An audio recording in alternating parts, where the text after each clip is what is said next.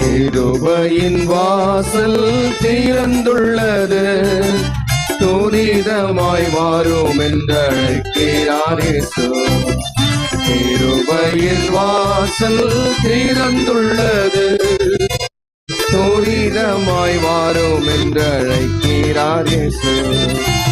ஒருவரும் அழிய கூடாதென்று பொறுமையுடன் கர்த்தர் காத்திருக்கிறார்.